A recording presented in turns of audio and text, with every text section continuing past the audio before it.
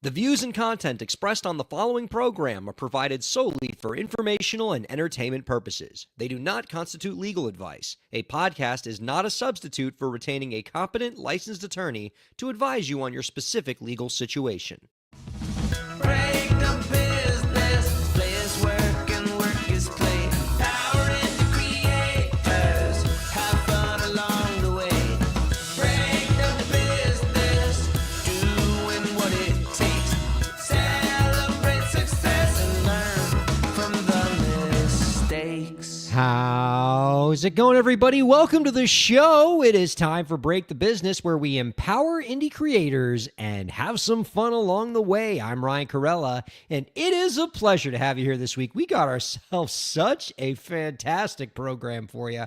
Lots of cool stories, lots of great conversations to be had, and I am just so thrilled to have you along for the ride this week, wherever you're checking out this show. And I know that it seems like every week there's a new place to check out this show, and wherever you're doing it, we're just so glad that you are. Our shout out to our friends over at volume.com for those of you who are checking us out over there on the live stream or on our Twitch live stream, or if you're checking this out on SiriusXM Radio or on all major podcast platforms. There's so many places to find this show. We're glad that you did, because we're going to have a blast today. Joining us on the program in the second segment is going to be Jeff Cubitt, the North America CEO of Stream Music. This is an AI-powered music distribution platform. Excited to get his general thoughts about not only his platform, which I think is pretty intriguing. I'm always interested in hearing about AI-powered solutions for artists, but also because this is a company on the cutting edge of the industry. I met them at Miami Music Tech recently, and just kind of interested in seeing where our guest thinks the industry is heading, what role technology is going to play in the industry, and how it's going to empower artists. And frankly, I just like hearing about anybody who is doing something with AI in the music industry that isn't just trying to replace artists, right? I like the idea of AI empowering artists rather than trying to replace them. And that seems to be what Stream Music's trying to do with their AI-powered distribution service and all of the services that Stream Music is providing. So we're going to talk all about that to Jeff Cubitt. That's going to be a blast. But before that, I am excited as always to bring in our co-host for this week. We're going to be chatting with producer Zach Sloan. Hi, Zach. Ryan, my studio is a mess, if you can't tell. It's been a busy month, my man. It has, and I was going to bring that up. And again, I say this with all the love in the world because you know how much I admire you. But why does your studio look like a darn mess right now? Because it is disgusting back there. What did you do? It's pretty wild. There's everything here. So the story goes, this actually happened right before we did our last show together, Ryan. And what the listeners may or may not know of, I certainly didn't know about this. Have you ever heard of the gay games?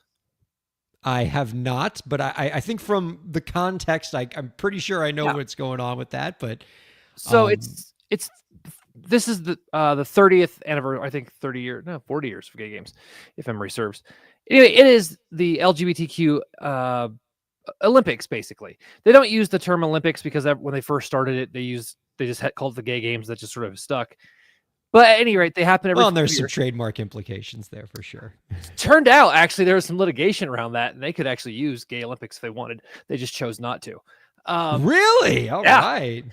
This is something that I learned by listening for the community. Yeah, by talking to the chair of the Gay Games board here in Denver.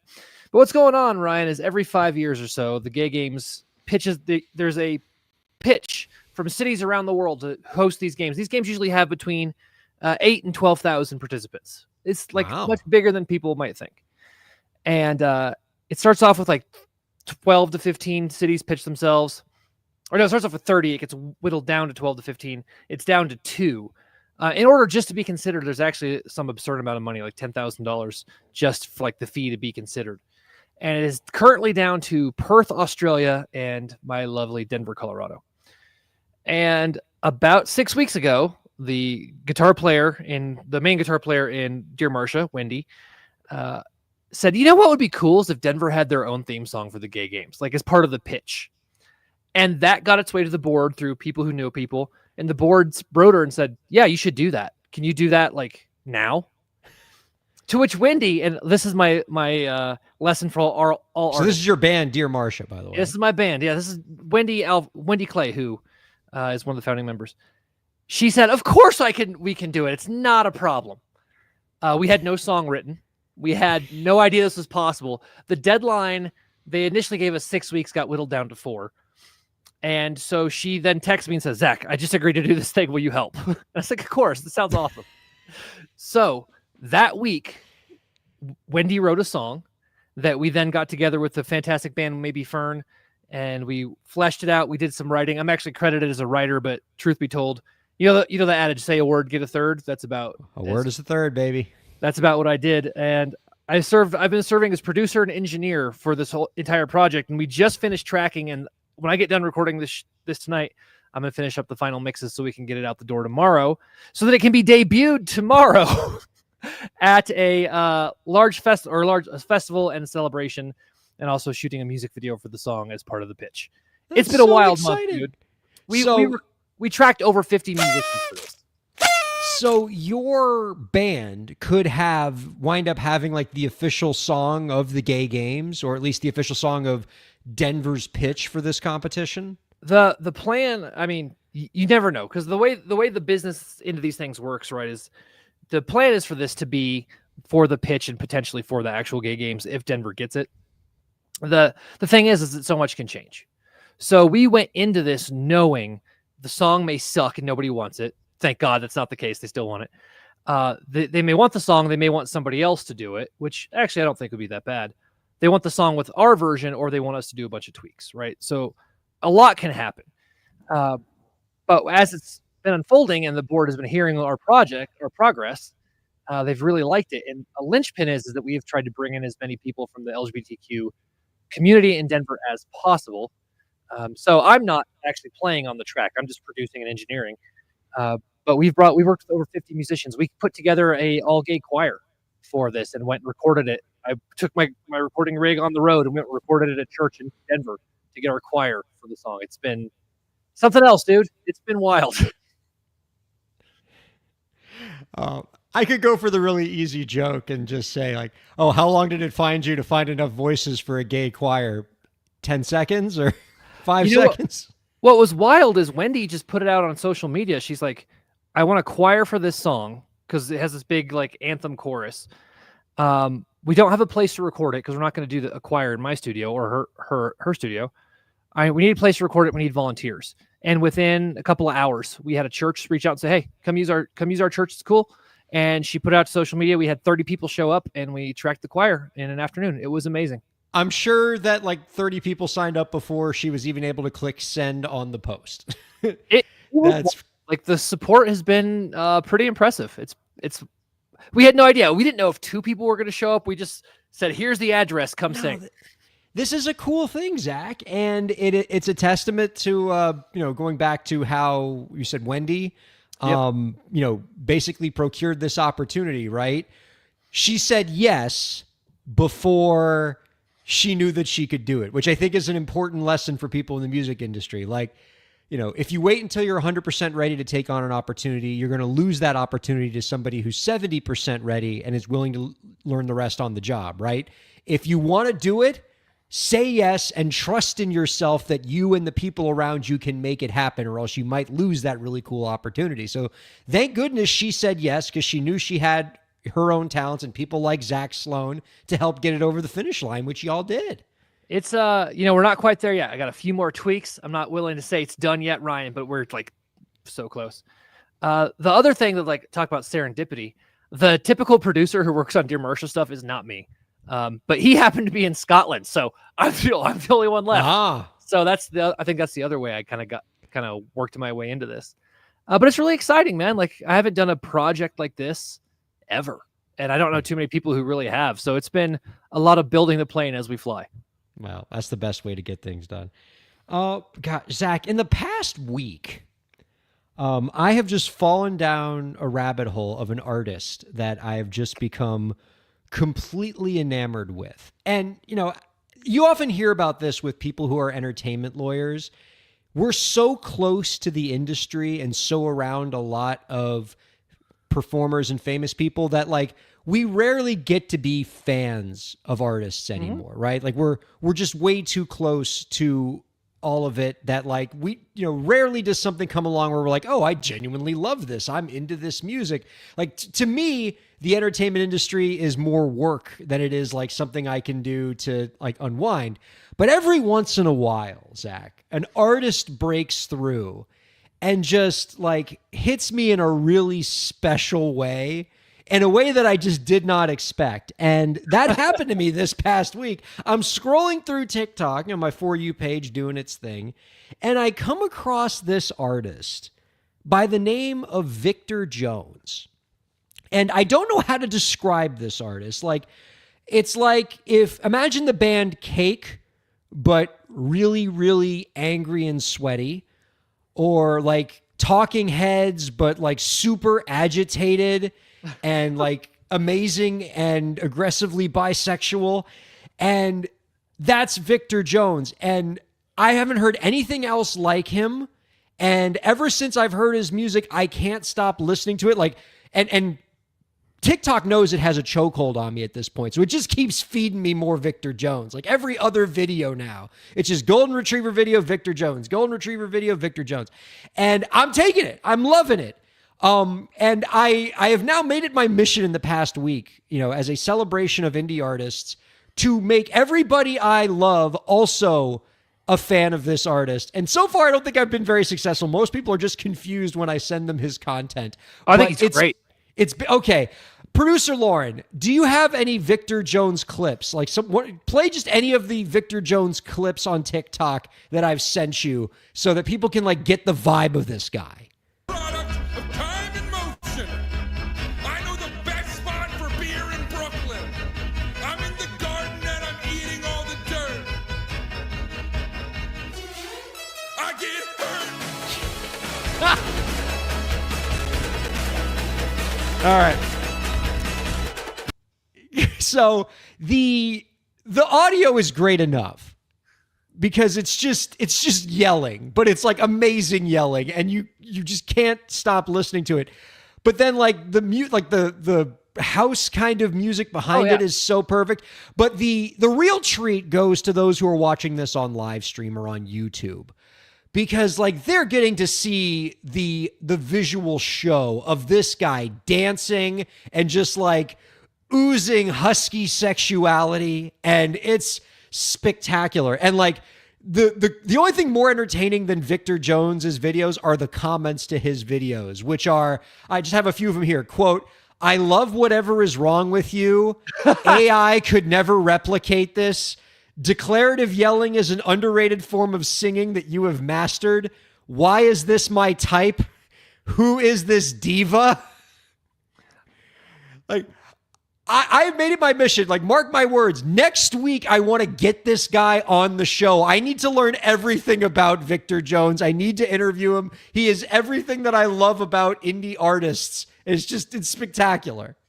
When I first watched his content, my thought was, oh, so David Byrne and Andy Warhol had a baby. Cool. Like, yeah. It's really like it. You can't go into it with the idea that you're going to listen to a pop song. Like, you just, otherwise you're not going to get it. I think what he has sort of done is he has taken a sort of art pop base and made a new genre out of it. And it's actually really cool. I'm excited to see anytime somebody who's being innovated like Victor is. So hats off to him, man. The guy's figured something out. Producer Lauren, can you give us like 20 more seconds of Victor Jones? We'll lay out and just like let's just let him wash over us for a little bit more. Mean women. I like soft men. Sometimes I need to be alone. Be alone. Be alone. So I can get your number. I want to touch your shoulder. I want to get close to you. And the TikToks are so good. I mean, his TikTok videos are just delightfully unhinged. I am making it my mission, Zach Sloan. I want Victor Jones to get everything that he wants in the world. Whatever fame aspirations he has, whatever artistic things he wants to achieve, I want to make it my mission for him to get those things and everything that comes with him. In the last week, I have actually sent his music to like 3 different music managers. I don't even know if he has a manager, but I've like sent him to like 3 different managers just to like see what they would say. One of them messaged me back with just a question mark.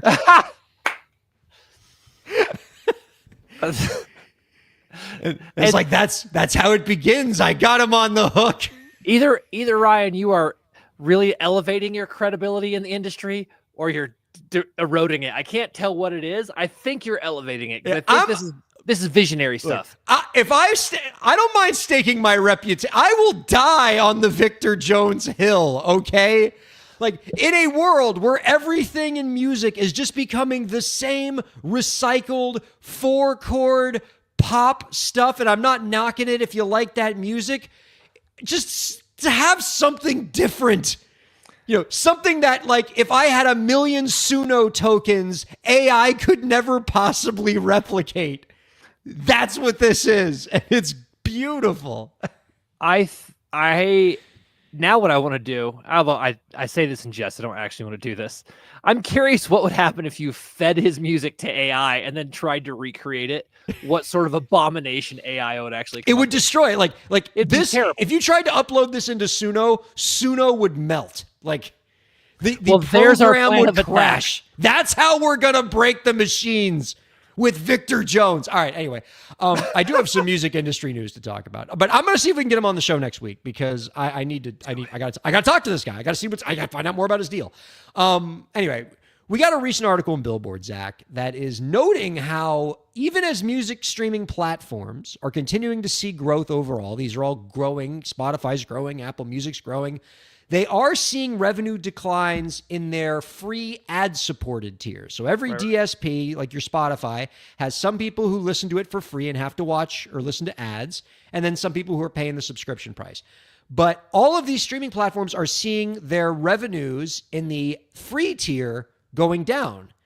Even though, so streaming revenue in ad-supported sectors is down about 2% in the first half of the year, but paid subscriptions are up 6.3%. And what the Billboard article was sort of talking about is, why is this happening? Why is ad-supported music, free music tier going down in revenue, even as streaming platforms as a whole are going up? And what the article concluded, based on some analysis, was that it might have a lot to do with the rise of platforms like TikTok. Short-form video platforms is basically, as these platforms rise, a lot of the people who would be listening to music in full for free on Spotify are now listening to music in 7-second clips in a TikTok video, like how I discovered Victor Jones, my latest music obsession. Now, there's a lot to sort of chew on when you think about that conclusion, but to me, one of them is that this is bad news for labels, because record labels make a lot less money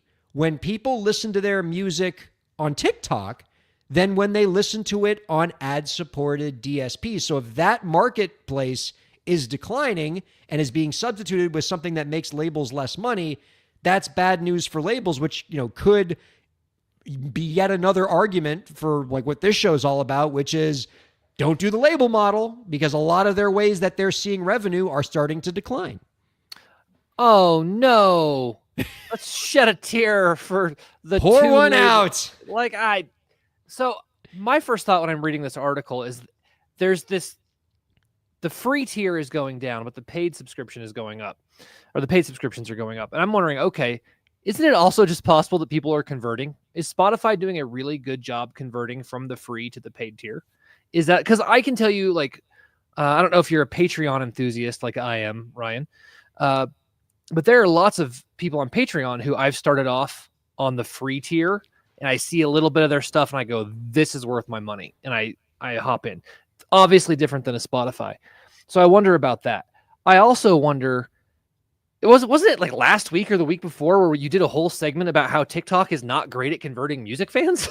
Right. Well, this is a great case study in that media report from last week, right? Is that young people are not going from, are not finding artists on TikTok and then moving to listen to them more on Spotify. In stark contrast to my journey with Victor Jones, My next where point.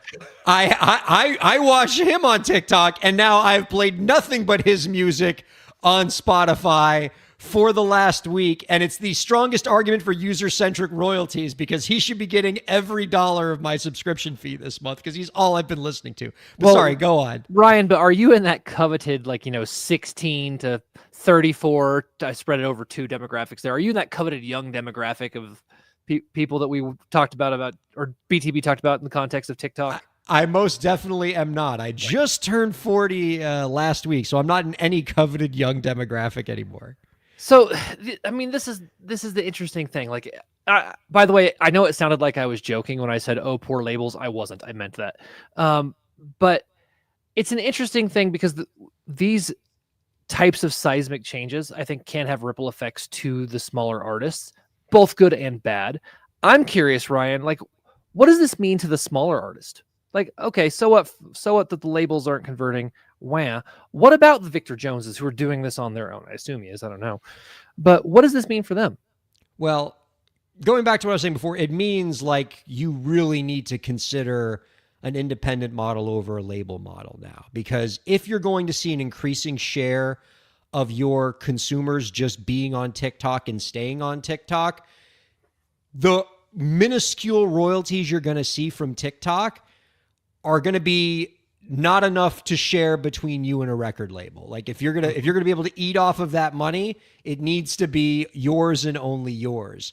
And it also means that you have to start considering how you can make investments in the video medium maybe more than you used to. And, keep coming back to Victor Jones on this, but Victor Jones is actually a great example of this because the podcast audience wasn't able to see his content, but he actually does a pretty good job with his videos of making his little 10, 15-second TikTok videos look like they're clips from actual music videos, right? He's going out to under bridges or inside these ballrooms or whatever, and it looks like he's shooting a music video for his song, but really that's just for TikTok. Yeah, And shout out so to the camera person because it's great. And so he's playing to where his audience is now, which is on these short form video platforms.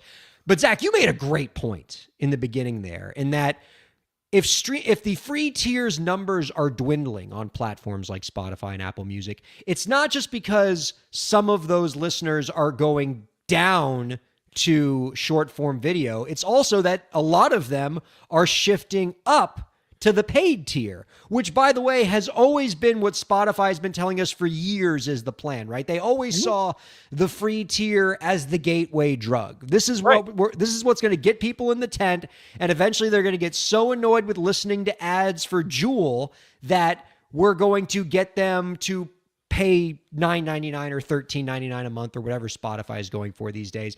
And that is good news for artists because one of the reasons why Spotify pays so poorly per stream is that they have so many people doing the ad-supported tier, which puts less money into the Spotify system, which means less royalties for all the artists. So if we're seeing more and more people moving from free tier to paid tier, hopefully that means more money for artists. You would hope. And I'm actually, as we were talking about this, I decided to do a search to see what other, where is Victor Jones also popping up, right? Because he's obviously on Spotify. God, he's going to love just the 40 minutes of free publicity we've given him. This is... Well, I mean, talk about also the value in being unique, right? If he's just doing a typical singing songs in his bedroom thing, nobody's talking about it. But this is the level of uniqueness that I think a lot of artists strive for and never quite get to. I'm looking at other streaming services to see if he's popping up. And the thing that's interesting is he's not as prevalent on some of them. So I would be very interested to see if this is a guy who also can maybe leverage getting onto some other streaming services. Spotify is obviously the big one. I know you listen on Apple Music, but I was looking at just a few smaller ones and he's not there. So there's also a lesson there to make sure you're everywhere that you can be so that people can listen to you. Because if you're listening on an indie-based streaming service, he's only got one or two songs there. Wow, there you go. Just getting free advice for this guy. I love it. So that's, I mean, This is interesting. It represents a pretty fascinating shift, and it's going to be interesting to see what its implications are for indie artists. Before we go to break, Zach, I want to talk about this other story because I think it allows us to sort of draw on some of your background as a labor lawyer and get your perspective on this. I know you got to dust off your old labor law textbooks a little bit for this story, but I thought it was an interesting one. Moving to the world of reality shows. The Hollywood Reporter is reporting, which, makes sense, that a former... Yeah, right. That's what they're there for. They are reporting that a former contestant on the reality show Love is Blind has sued the producers of the show, alleging labor violations in a proposed class action lawsuit filed in California state court. Plaintiff Stephen Richardson says that he and the show's other contestants should have been classified as employees all along and thus should have been entitled to all the protections that come with being employees, such as minimum wage, overtime, all the the benefits that go to performing artists who are in California if they're employees. They shouldn't have been held to like illegal confidentiality terms and things like that. This is an interesting lawsuit for a couple of reasons as far as I'm concerned. One is that whenever I've seen lawsuits against reality shows, they've always just argued like a general breach of contract. Like, the show mistreated me somehow. They violated the terms of my contract because of the way I was treated. But now we're starting to see with a lot of these reality shows is a rise in the legal argument of, I shouldn't even have been a contractor in the first place. I am less like, reality show contestants, as these lawsuits allege, are less like people who show up to be a contestant on a game show and more like actors on a TV show who are employees and get all the benefits of employees, of being an employee, such as wages and overtime and breaks and, all the other protections that employees get.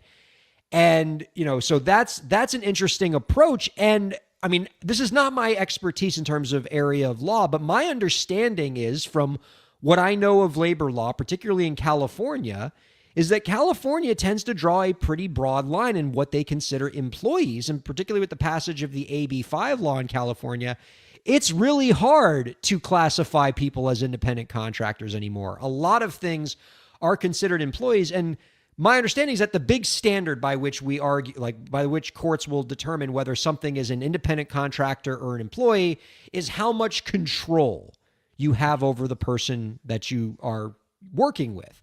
And to me, it's hard to argue that if you are a contestant on one of these reality shows where they are keeping you sequestered in some kind of house, if they're making you do challenges, if you have to show up at a certain place at a certain time and do things the way they tell you, that sounds like an employee to me. So again, not knowing more about this case, I feel like they have a strong legal argument here that they should be employees and not contractors, right? So I'm going to go broad strokes here for our listeners.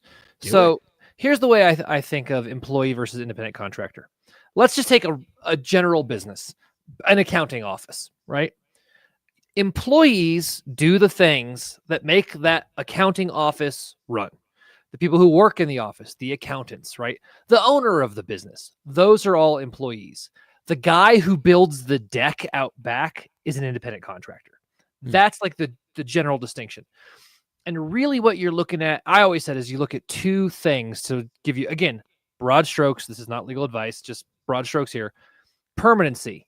Do you have an ongoing relationship that doesn't seem to have like an end date in sight, or maybe it's spelled out in the terms of the contract? That leads to employee. The second one is, you said, control. The amount of control you have over somebody is a big deal. So that person building your deck on the back of the accounting office, do they get to decide when they come? Probably. Are they using their own tools? Probably. Do they get to decide when they leave? Probably. All right, those are independent contractors. The accountant who has to be there at 8 and stay till 5 and gets an hour lunch break, that is an employee, right? Another thing you look at is who's paying the taxes. I think that's a little less... I just don't know the answer to that in this situation, but I will tell you that when I hear that somebody is working 20-hour days and not allowed to leave the location, that's an employee. I mean, that's the definition of control. I mean, Zach, when I think of like the entertainment industry as a whole, if you were to ask me before I even read this story, what people in the entertainment industry are controlled more than any other population in the entertainment industry? I give you all of the entertainment industry. I give you actors, producers, directors, teamsters working like in the back of a crew, stagehands, like entertainment lawyers like me. You give me all of the entertainment industry, and you ask me to, like, on my collective experience, everything I know, who is the most controlled people in the entertainment industry?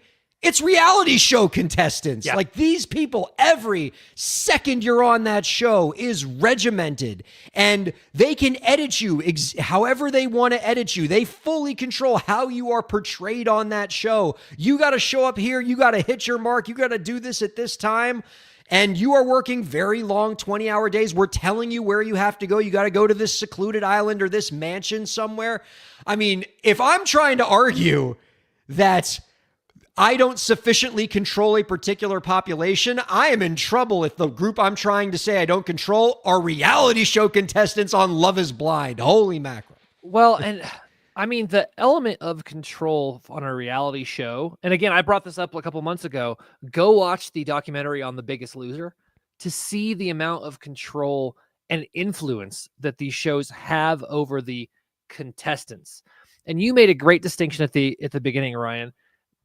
Being a contestant on The Price is Right is a very short, finite thing. You're on, you're off, it's a day. These reality shows take weeks, if not months sometimes. They have to sign confidentiality agreements. They can't talk about it. They can't see their family. All right.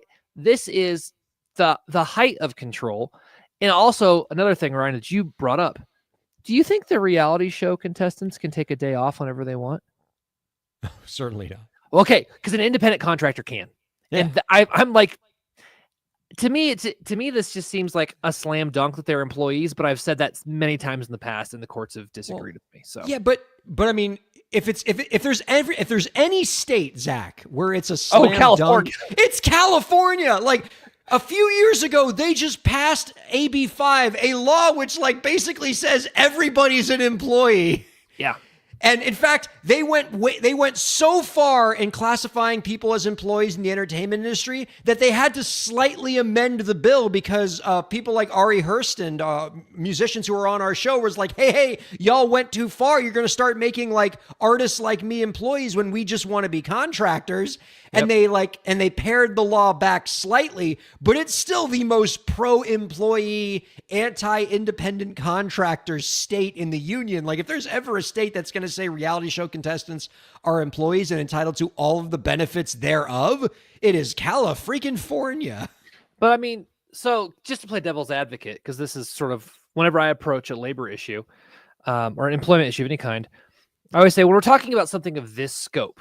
Because, right, a lot of the tests I was giving to you earlier come from the IRS website. Like, you can go to the IRS website and find these tests. If California rules one way, what are the odds of trying to push this to the Supreme Court? Because there are federal guidelines also on this type of issue. I mean, there's specific ones. Is the Supreme Court of the United States going to agree with California in this case? Well, I don't know the answer to that. That's a whole other ball of wax, right? It's a different thing, but because there are implications for people being considered independent contractors versus employees for the purposes of federal law, like the Fair Labor Standards Act and everything. But there are also a wide range of labor protections under California law through which this employee versus independent contractor definition have bearing. And in theory, the U.S. Supreme Court shouldn't have anything to do with that. But of course, in this day and age, who the hell knows? And Ryan, that's why I brought it up, because in theory, it shouldn't actually matter. I mean, like if this goes to the Supreme Court, like there could be a 6-3 decision that basically just like, cuts California off and lets it float into the Pacific Ocean at this point. But that was my exact joke, and I don't appreciate you stealing it. Or maybe it's a 5-3 decision, and like, Kavanaugh like puts in a concurrence opinion being like, okay, maybe we just cut a little bit of California off into the ocean. Just put LA. Yeah, just LA, but let the rest stay. I'm the moderate. Yeah. I have a concern about what the current legal climate might do with something like this. I think that for the context of state law, it seems relatively clear to me. Again, I'm not licensed in California. I'm going off of just my research and my reading of the laws that you were referencing, and the fact that, if you recall, I was the co-host on that show with Ari, which was a blast. Oh, that was a fun one. But But I mean, it's concerning, Ryan. It's a wild thing to think that a studio has this much control over someone. it's concerning, but it's also interesting. And like, it frankly makes me slap my head a little bit, because I've been involved with a lot of clients who have been on reality shows and have had, say, less than ideal experiences on them. And a lot of the times when we have addressed like the difficult things that they have gone through on those shows, the first thing I always do is like look at the contract and say, okay, like let's see what the contract says they're allowed to do and not do. And, you know, now we could be in a situation where maybe the argument isn't, hey, there's something wrong with the contract, but rather this whole contract shouldn't exist because you should be an employee and get all of those benefits and protections from it. It's a brand new world. It's exciting. All right. Let's take a break. We're going to talk with our guest, who I'm really stoked to talk about. I love this AI stuff. We got Jeff Cubitt from Stream Music coming up. Don't go anywhere. Keep checking out Break the Business. Break the Business is presented in cooperation with Ryan A. Kairalla, PA. Ryan A. Kairalla, PA is a law firm providing transactional entertainment legal services, including contracts, business formation, commercial law, copyright, trademark, and more. Ryan A. Kairalla, PA, Miami, Florida. rkpalaw.com.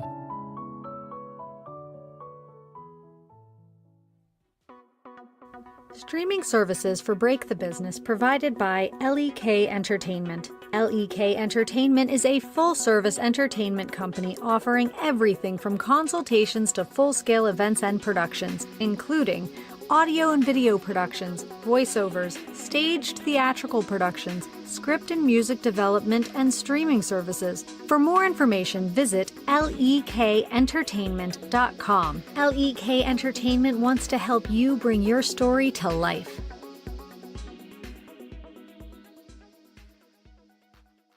Thanks for supporting Break the Business. If you have a question or topic that you want us to discuss, email us at breakthebusiness@gmail.com. You can follow the host, that's me, on Twitter at Ryan Kair, and you can follow the show at the BTB Podcast. Be sure to subscribe to the show on Twitch, YouTube, and Facebook, and on all major podcast platforms. And now, let's get back to the show.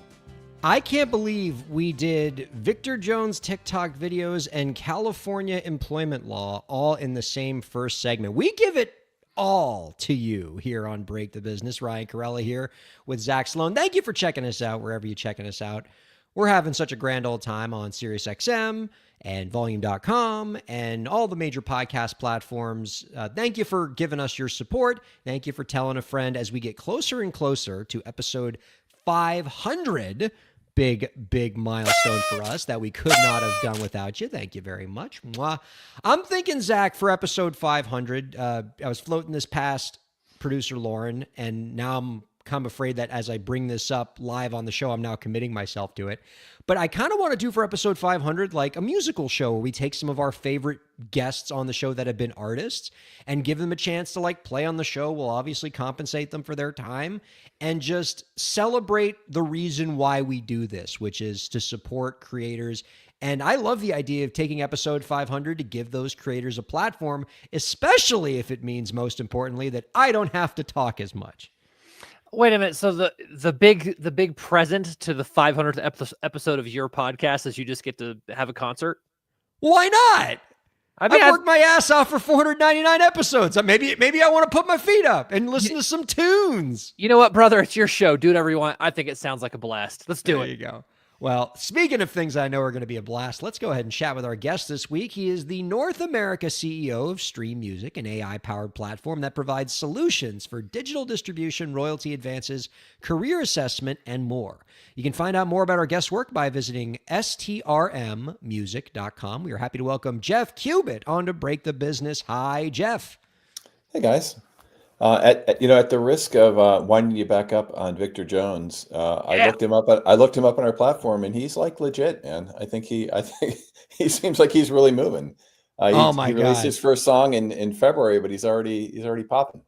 That's going to go right on the front page of his website. Like, under press, it's going to say, quote, he's like legit, man. Jeff Cubitt, CEO, Stream Music. That is a ringing endorsement if I've ever heard one. Ryan Kairalla and Jeff Cubitt are going to lead the charge of Victor Jones and helping him get everything he wants out of the music industry. It is my crusade, my man. Thank you for that. Now, Jeff, I love talking with the distribution platform people. I think you provide a really valuable service, connecting artists like Victor Jones to all of these DSPs out there and providing a bunch of extra tools along the way. And whenever I have somebody who is in your line of work who helps artists with distribution, I have to ask the obligatory music distributor question, which is, there are a great many platforms out there that artists can avail themselves of in 2025 to get their music on a Spotify, on an Apple Music. I think of platforms like CD Baby and DistroKid and TuneCore, and there's just way too many. I could fill a whole show talking about them. That I think it can be hard for new players to differentiate themselves, right? There's only so many ways you can put a song on Spotify. What do you all do to kind of create a different value proposition at Stream Music? Yeah. So, well, first of all, we've processed over 10 million artists and 170 million songs. So, Whoa, 10 million, all right, 10 million now. artists is like 85% of all artists on the planet. So that gives us a lot of insight and data that we can leverage, and we leverage AI in order to help artists figure out where they're at in their career. So we have this career assessment that assesses where they are on a level 1 through 10. And it helps them figure out how to get from, let's say they're level 5, what are the things you need to do to get to level 6? So really trying to provide, a consistent sort of objective measure. We're not measuring their talent. We're measuring really a combination of their audience engagement and scale. So it's how many listeners they have at Spotify. Sure, that's part of it. What's their popularity with those listeners? Yep, that's part of it. But also, how many Instagram followers do they have? What kind of engagement do they have when they post something on Instagram? How many YouTube followers do they have? What kind of engagement do they get when they post something on YouTube? So we're really trying to get a sense for, do they have they connected with an audience, and how does that audience react to them as a real measure to help determine that sort of 1 through 10 where they are. And then what we're doing is we're helping them figure out, like, hey, this is where you are. These are the things you need to do to move forward. So we're aware that we're in a digital era, and the way that you break as an artist these days isn't to play some bar and wait for someone from a label to show up and find you. It's really about building a digital audience and a digital presence. It's a digital marketplace that we're in for music for the most part. I mean, there's exceptions to every rule. But so part of what really differentiates us is we've leveraged AI and data to really provide a way to support those sort of earlier, mid-career artists that are well below the radar of a major label, that have generally been unsupported in their careers, to help them, advance in their career and continue to progress. So that's really the core, in a nutshell, differentiator. And is this what AI should be in this industry, right? Because I think a lot of artists and a lot of creative professionals, not even just in music, but throughout, hear the word AI and immediately just hide under a blanket because they see this thing as a tool that seems to be coming for their livelihoods, whether it's platforms like Suno, for example, or, platforms that are trying to just like make it so that writers don't write anymore. And it sounds like what your platform is trying to do is see AI as a tool to empower creators as opposed to replace them. Where's kind of your thought in that whole experience artists are having right now? Yeah. So, I mean, we think it's, I think this is broadly true across the board, that the focus of AI is to use it in ways that enhance the lives of humans and support creative people and help them share what it is that they have to offer. So we really see it as an opportunity to provide a level of support to developing artists that would never have been possible before. So it's really a different approach. I mean, you can look at it as, and we sort of look at it this way, that a lot of artists do see AI as that big looming threat out there. And so what we're taking a different stance. We're not using AI to create art. We're using AI to help artists get their art out there, if you will, and help them succeed and be able to stay with their career. So that's really our focus. The business was formed by by artists. Most of the employees are musicians. I'm not a musician per se. I play guitar, but I'm like a campfire guitar person. I'm not particularly good, but I do have a son who's a musician. So I have a lot of friends who are musicians. So I have a feel for that role. So I think we all sort of have a passion for music, but we also, we're on team artists when it comes to AI. We're not trying to replace artists. We're trying to help empower artists and give them tools to sort of, succeed in this AI era.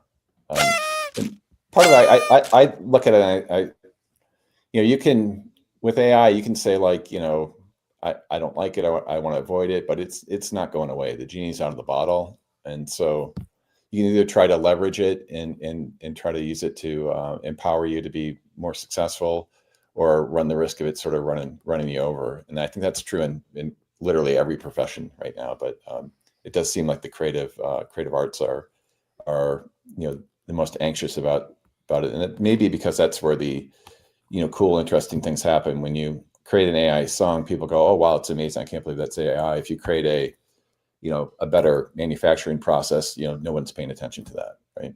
And maybe transforming your life, but people aren't like, "Oh my God, can you believe the manufacturing process these guys were able to create?" Like, no one's thinking about that.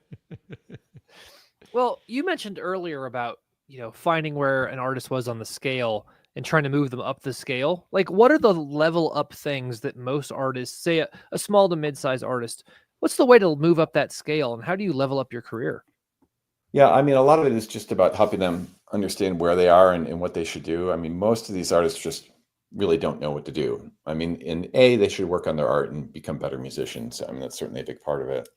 But it's about growing that fan base and growing your connectivity to your artist, to your audience.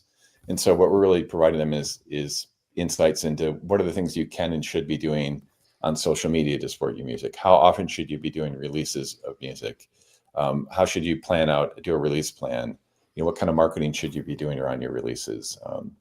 Things like that. So it's really trying to help provide, the guidance that really, at some level, if you had a label team that was supporting you, the types of things that they would help you out with, but they're probably not going to. And even if you're on a label, unless you're hot, they kind of don't pay that much attention to you. So it's really about trying to provide a different model. I mean, I think our view, and don't know, I'd be curious what your guys' thoughts are, but it seems, and I've heard this from lots of people in the industry, that the industry is kind of broken post-COVID for whatever reason. It's sort of in a weird spot. So, it's a real opportunity for disruption. And I think we are really probably the leading candidate to disrupt the music industry by leveraging AI and data to again, support artists that otherwise would not have been able to get the kind of support that we can provide for them. Well, I'd be interested in your answer to this question, given how much data you are seeing, and it probably gives you a lot of insights into what works and what doesn't. What would you say is the biggest myth that a lot of artists might be holding right now in terms of actions they should be taking to move their career forward that the data suggests to you does not have the ROI that you think it does? Oh, that's a really, really great question. I wish I had thought about that. That's a really good one. I think, I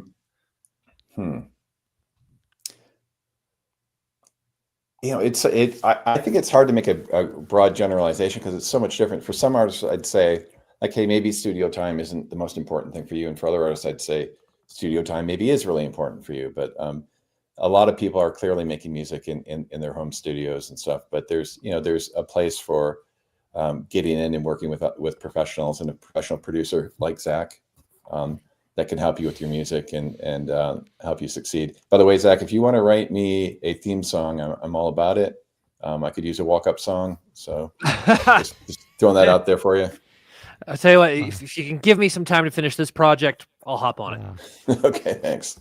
I mean, you should only work with Zach only if you really want your song to slap so hard. And yeah.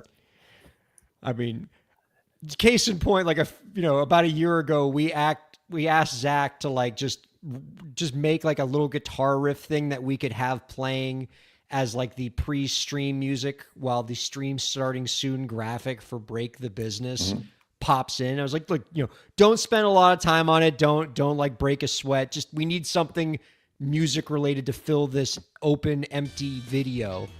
And now you're hearing in the background like what Zach came up with, like this guitar riff with like the drum and bass behind it that just slaps so hard and gets us like amped before every show. And Oh, that's awesome. You need this in your life, Jeff. That's what I'm saying. Yeah. Yeah. So, thinking just let me pull back to Victor Jones, because all things must come back to Victor Jones, of course. I love it. He But should I be think- paying us for this. My God. I think part of why you connect with that, and this is where I do think that the AI doesn't get it, is people connect with other human beings. I mean, they like music, but they connect with a story that someone's telling, and the feelings and emotions that they're trying to get out, and their hurt and their pain and love and belief and joy, and that's what they're connecting with. And the music's just a transmission of that. And I think an artist like Victor is a great example of, you're connecting with him because you know he's not just performatively, trying to be a perfect vocalist and trying to do something really crisp and clean. He's just doing it. He's putting it out there, and he's not being shy about it, right? He's laying it all out there. And it might not have worked. It might have flopped. It certainly works for you, but it does, from what I can look at it, it looks like he's getting real traction with it. It is funny how many different comments appear in his videos that are some variation of AI could never replicate this. Yeah. Or just AI could never. But I think that the lesson there for artists is, don't try to just chase whatever the trend is and try to be cool and whatever. Be true to yourself and your art and your music, and pay attention to what's going on. Understand how people are connecting and communicating, and try to leverage that and learn from it. But don't try to be someone you're not. And there's this great quote from, I think, George Bernard Shaw. Just be yourself. Everyone else is taken. So I think that's part of it. Well, and as I'm thinking about like artists and evolution, how do you all, like, say you have an artist who maybe has hit a plateau. They've been doing well for a while, but engagement seems to have leveled off, or their progress seems to have leveled off. What type of things do you advise artists to do in that situation? Well, what's interesting, when you look at the data, it's fairly clear that where people get a drop off, again, this is part of the current state of things, at least, is when they stop being active. When they stop being active on social media, when they stop making releases. If you haven't made a release in 12 months, you're gonna, it's not just gonna plateau. You're probably gonna be on a decline. And then people make a release and it pops up, and what pops up is not just the new music, but it pulls up sort of all the old music too. People go like, oh yeah, I remember this guy. I like that music. And they start listening to the old stuff. So I think part of it's about continuing to release music and to continue to engage with your audience. That's a key part of it. And some of it is trying to get out there in different ways. So, if you can tour and use that, that's still a great way to build a base. But also, if you're, maybe active on Instagram and TikTok, but you're not doing anything on YouTube, maybe you should be doing something on YouTube. Because there's different ways that artists discover you and find you. Maybe you need to be on Sirius XM, for example. I'm working them all in. Well, you brought up something there, Jeff, that I think is interesting. So what is the data showing you about the role of live music in the modern, music ecosystem? Well, I think it's still part of it. Part of what, again, part of it, people post the, bits from the, clips from them performing at the show.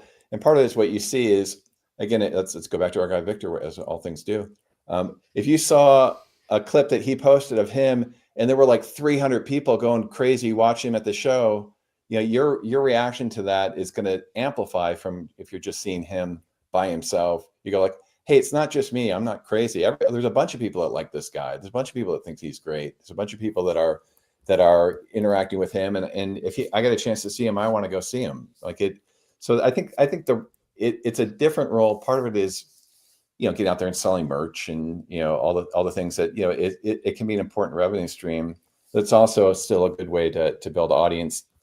And frankly, even if they're not there in the room, because you can use the video from those, particularly video, but photos and videos from shows, or that maybe fans put out there too, to help sort of again grow and create more traffic and traction with an audience. So I think it's to me, I think that's part of it is as a, you know, I hate to say it, as another sort of piece of content or media in the marketplace, that there's a sort of content thing where people feel like they have to be, you know, constantly creating content and living this, you know, social media life, which is a bit of a drag, but it is sort of the way things are. But again, I think if you can be true to yourself and do what, you know, what makes sense for you. Some people, you know, some things work for some people, some don't for other people. But as long as you're being true to yourself as an artist and as a person, I think that usually is going to work better for you. Well, you've had a lot of terrific insight about where the industry is right now and what artists should be doing if they're working today. But I'd like to challenge you a bit by putting your futurist hat on there. Okay. Like, based on what you've seen now, what do you think the music industry looks like 10 years from now for indie creators? How is the landscape different? Positive outlook, negative outlook? So in my former life, I used to run one of the biggest digital agencies in the world and one of the best. And part of what we would work with clients is really around digital transformation of, you know, large enterprises, biggest companies in the world. And I never suggested that they do a strategy that looked out more than 5 years, because certainly in the digital space, you know, you couldn't see that far out. There's just no way. And really probably 3 years is probably about the right horizon. So certainly with the role that AI is playing in everything, I think it's really hard to see more than, let's say, 3 to 5 years out with any kind of accuracy, and certainly in the music industry. So I think I would have a tough time suggesting anything. That's why we want you to guess right now. In 10 years. No, that's why we want you to guess right now, and we can get it on video. So then 10 years from now, we can play the clip of you sounding so incredibly wrong. Yeah. And then Or we'll have a so good incredibly laugh. right. Ah, Yes. Well, there you go. Glass That could half happen. Well, I think in 2 to 3 years, and obviously this is the bet we're making, I think that you're going to be able to get better support 24/7, 100% focused on you from a digital platform like ours. Again, so we're like a labels act, but you don't have to hate us. We actually work with a lot of labels too, but we do distribution. We provide advances to artists, and then we're leveraging AI and data to provide career advice and help accelerate artists' careers. But we also have people behind the scenes that interact with artists as well. But I think part of what we'll see moving forward is platforms that are able to, like us, that'll be able to challenge the majors a little bit more, because we'll be able to provide more support and capability for artists at all levels than what they're able to get today. And again, that's going to be leveraging AI and data. Again, like in any industry, I think that's going to be a challenge. I'll give you a factoid, whether you like them or not. Elon Musk said a year or two ago that by the end of this year, AI would be smarter than the smartest human on Earth. It may be now. I know it's arguable that we're already there, but then what a lot of people miss is it's getting better at a rate of about 10 times per year, and maybe more than that. So if you multiply that out, by the end of this decade, AI would be 10,000 times smarter than the smartest human. And 2 years after that, it would be 1,000,000 times smarter than the smartest human.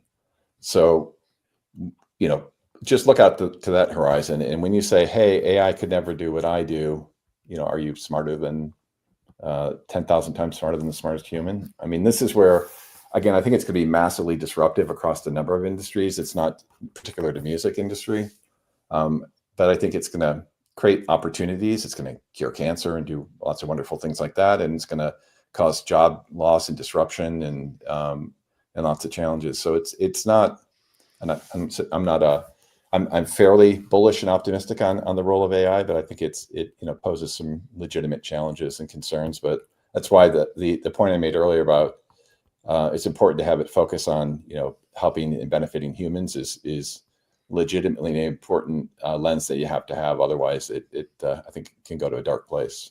I don't care how many advancements it makes. You'll never have an AI that is louder or sweatier than Victor Jones. Our guest has been Jeff Cubitt. He is the North America CEO of Stream Music. You can find out more about our guest's work by visiting strmmusic.com. Jeff, This has been a blast. You've been a very good sport and have given us a lot of great insight. We really appreciate that. We got one more question before we let you go. Knowing full well that you've already given us so much great advice today, I still have to ask, do you have any last tips for the indie creators out there to help them move their careers forward? Well, obviously, I would suggest that they go to streammusic.com. And this is actually legitimate.